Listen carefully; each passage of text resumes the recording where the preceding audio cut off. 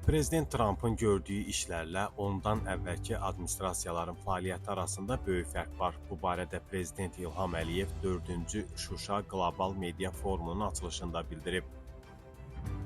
Dövlətimizin başçısı vurğulayıb ki, təəssüf ki, 30 il davam edən işğal dövründə ABŞ administrasiyasının o vaxtki Minsk qrupunun həmsədrləri ilə birlikdə əsas məqsədləri bu münaqişənin dondurulmasından ibarət idi.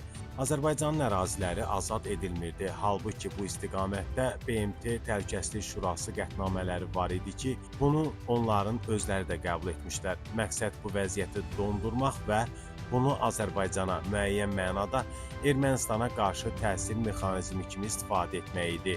Ölkə başçısı həmçinin bildirib ki, Prezident Trampın yanaşması isə fərqli idi. O, sülhsevər bir insandır və sülhü gətirə biləcək insandır. O artıq dəfələrlə qeyd edib, dünyanın müxtəlif bölgələrində 8 münaqişəyə son qoyub. Bu onun təbiətidir, bu onun baxışıdır və onun siyasətidir. Bizim məsələyə gəldikdə onun rolu çox vacib idi. Çünki Azərbaycan və Ermənistan danışıqların yekun mərhələsində olarkən Prezident Tramp və onun komandası elə bir çərçivə yaratdı ki, sülh mümkün oldu.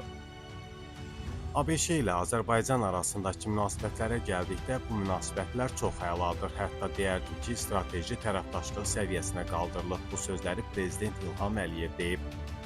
Prezident Trampla görüşlərinə toxunan dövlətimizin başçısı deyib. Prezident Trampla tarixi görüşümüz ötən ilin avqustunda Vaşinqtonda baş tutdu. Daha sonra isə bu ilin yanvarında biz Davosda yenidən görüşdük. Onlar Prezident Trampın qurucusu olduğu Sülh Şurasının təsis edici bir üzvü kimi də Azərbaycanı da dəvət edib. Daha sonra isə vitse-prezident Vance Azərbaycana səfər etdi.